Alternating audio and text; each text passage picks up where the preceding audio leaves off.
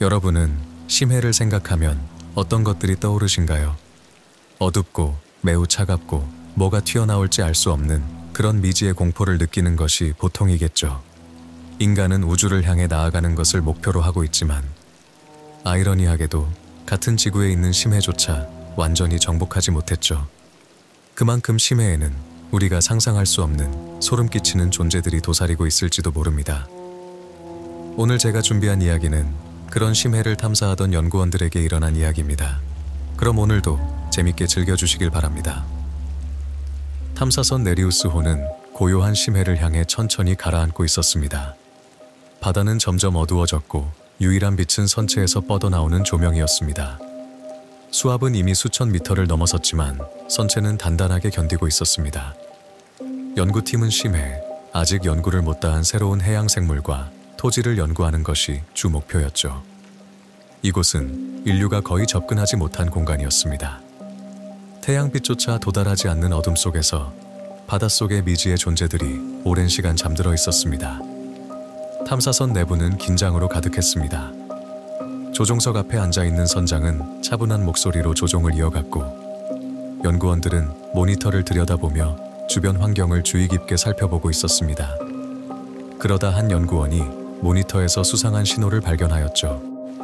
모니터에는 예상치 못한 형상이 잡혀 있었습니다. 수만 년 동안 바다 밑바닥에 묻혀 있을 법한 거대한 유적 같은 구조물이었습니다. 매끈한 바위 표면에는 알 수 없는 문양이 새겨져 있었고 일부는 마치 부식되지 않은 금속처럼 보였습니다. 그것은 자연적으로 형성된 것이 아니었습니다. 누군가 혹은 무언가가 만든 것이 분명했습니다. 탐사선은 천천히 구조물에 접근했습니다. 바다 밑바닥에 모래가 흐트러지며 먼지가 피어올랐습니다. 조명에 비친 구조물은 더욱 이질적으로 보였습니다.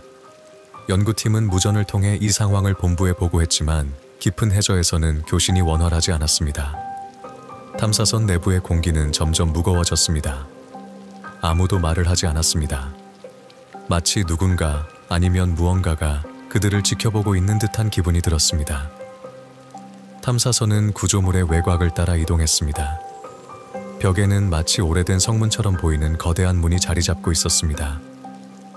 문은 닫혀 있었지만 그 틈새에는 검은 액체가 스며 나오고 있었습니다. 액체는 마치 살아있는 것처럼 미세한 움직임을 보이며 물속으로 퍼져나가고 있었습니다. 연구원들은 문을 정밀하게 스캔했습니다. 방사능, 생물학적 오염, 자기장 이상 등 모든 수치를 점검했지만 데이터는 이해할 수 없는 값을 보여주었습니다. 문 주변의 공간은 현실과 다른 법칙을 따르는 것처럼 보였습니다.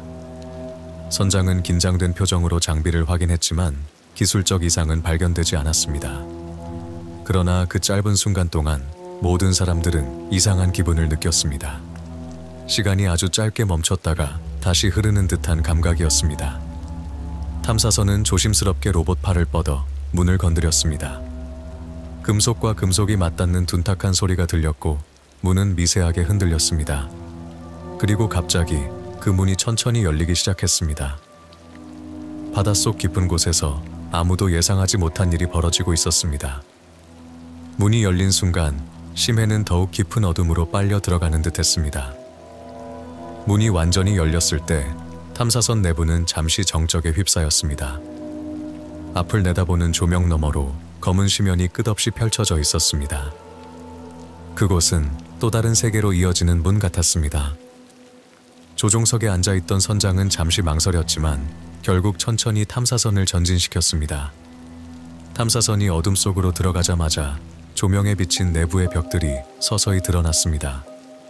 벽면에는 이름 모를 상형 문자가 새겨져 있었으며 어떤 것은 최근에 새겨진 듯 윤기가 돌았습니다. 연구원들은 데이터 수집을 시작했죠. 탐사선 내부의 공기가 무겁게 가라앉았습니다. 탐사선의 스캐너가 갑자기 강한 전자기 신호를 감지하며 경보음을 울렸습니다. 신호는 강하고 불규칙적이었으며 그것이 탐사선 바깥쪽에서 점점 가까워지고 있었습니다. 탐사선의 조명이 바닥을 비추자 희미하게 빛나는 타원형의 물체가 모습을 드러냈습니다. 그것은 살아있는 듯 희미한 빛을 발하며 유적 한가운데 놓여 있었습니다.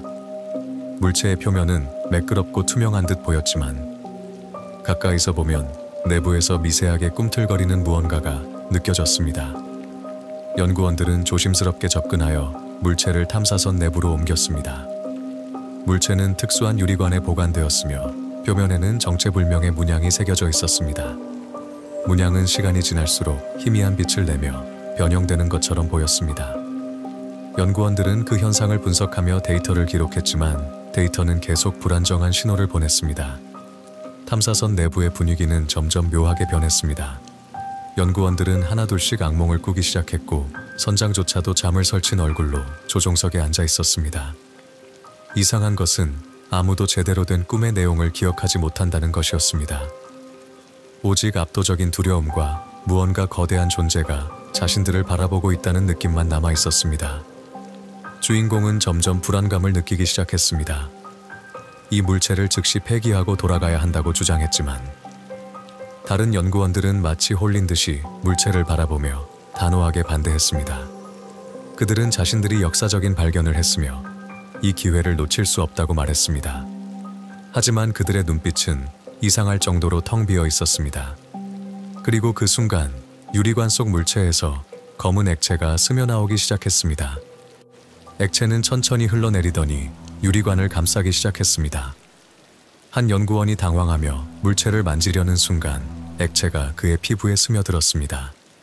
그는 몸을 떨며 바닥에 쓰러졌고 몇 초 후 몸이 경련을 일으키기 시작했습니다. 뼈가 부러지는 소리와 함께 그의 몸은 인간이 아닌 기괴한 형상으로 변하기 시작했습니다. 검은 피처럼 보이는 액체가 피부를 타고 흘러내렸고 끔찍한 모습으로 변했죠.